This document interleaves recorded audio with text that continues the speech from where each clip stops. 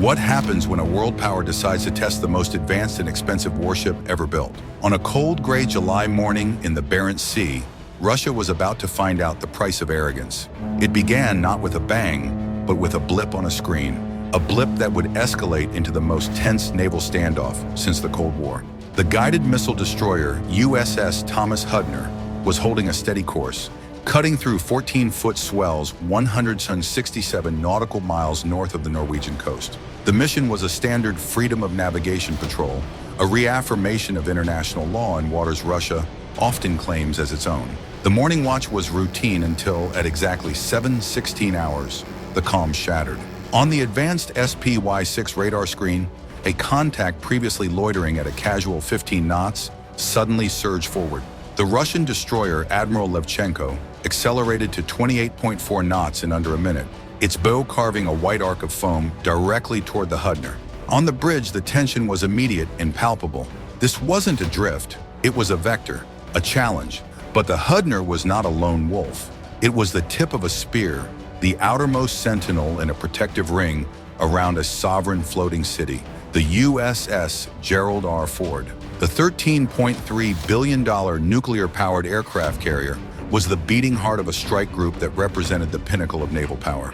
Surrounding her were 3 other guided missile destroyers, a cruiser, and, lurking unseen in the frigid depths, 2 Virginia-class attack submarines. This wasn't just a fleet, it was a single, integrated organism connected by a web of encrypted data links, its senses extending hundreds of miles in every direction. The Russian provocation was a multi-domain assault, a clumsy attempt to overwhelm and intimidate. From an airbase on the Kola Peninsula, 4 Sukhoi Su-30SM fighters roared into the sky, their afterburners glowing against the Arctic gloom. They were armed with a deadly mix of KH-31P anti-radiation missiles, designed to blind radar systems, and Ka-35U anti-ship missiles, capable of skimming the waves at Mach 3 to deliver a killing blow. The threat beneath the waves was equally grave. Sonar operators aboard the Hudner identified the distinct, clunky acoustic signature of a Kylo-class diesel-electric submarine, emitting a noisy 12 decibels above the ambient ocean. It was creeping through the thermocline, a temperature layer that can hide submarines. But this one was broadcasting its position like a bull in a sonic china shop. Then came the most brazen act. The Admiral Levchenko's fire control radar, a system known as Frigate MA, ceased its search pattern and locked on. But it didn't target the Hudner. Its beams focused on the crown jewel itself, the USS Gerald R. Ford. In the language of naval warfare, this is the ultimate sign of hostile intent, the equivalent of cocking a hammer and aiming a pistol at someone's head. The signal was clear. We see you. We can hit you. Aboard the Ford's Combat Direction Center, the atmosphere was tense but eerily calm. Alarm protocols flashed on screens, but there was no panic.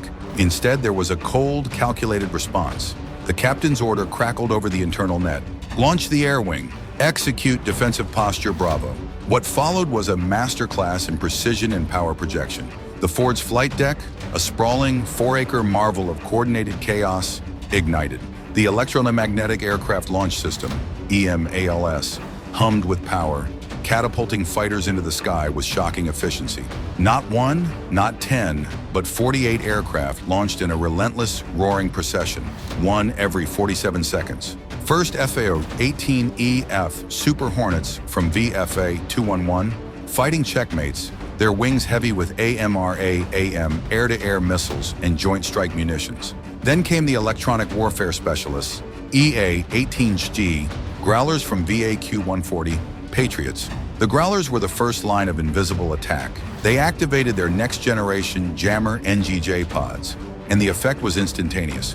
Aboard the Admiral Levchenko, and in the cockpits of the approaching Su-30s, radar screens dissolved into digital snow. False targets, ghost aircraft, blinked into existence by the dozen. Real contacts vanished. The Russian pilots, reliant on older radar systems and without robust data links, were suddenly fighting blind, their sophisticated missiles rendered useless by an invisible electronic storm. The Super Hornets, feeding off data from an E-2D Hawkeye airborne command post, established a lethal defensive perimeter. Their APG-79A ESA radars could track dozens of targets simultaneously, sharing that picture instantly across the entire strike group. When one Russian Su-30, low on fuel and frustrated, broke formation and dove aggressively at a Hornet, the American pilot didn't flinch. He executed a perfect 6.5G inverted roll, slotting in behind the Russian fighter in seconds. The tone of an AIM-9X Sidewinder missile lock wailed in the Russian's headset, a sound he knew meant certain death. But the American held his fire. The message was one of absolute confidence and control. I decide if you live or die. The coup de grace came from the deep. The USS New Hampshire, a Virginia-class submarine that had been silently shadowing the Russian task force for over a week, received its orders. It didn't fire a torpedo. It didn't need to. Instead, it performed the ultimate act of psychological warfare. It surfaced. Its massive black hull broke the choppy surface just 6.2 nautical miles from the stunned crew of the Admiral Levchenko. For a Russian Navy obsessed with anti-submarine warfare, the silent, undetected approach of such a lethal boat was a catastrophic professional embarrassment. It meant their entire defensive screen had been worthless. In a real conflict, their destroyer would already be on the bottom. The Russian operation unraveled with stunning speed. The Su-30S, their fuel, gauges dipping into emergency reserves and their electronic systems in disarray, were the first to break. One by one, they transmitted terse fuel emergency calls and turned tail for home. The Kilo-class submarine, realizing its position was utterly compromised, ceased its aggressive maneuvers and went deep, slinking away in defeat.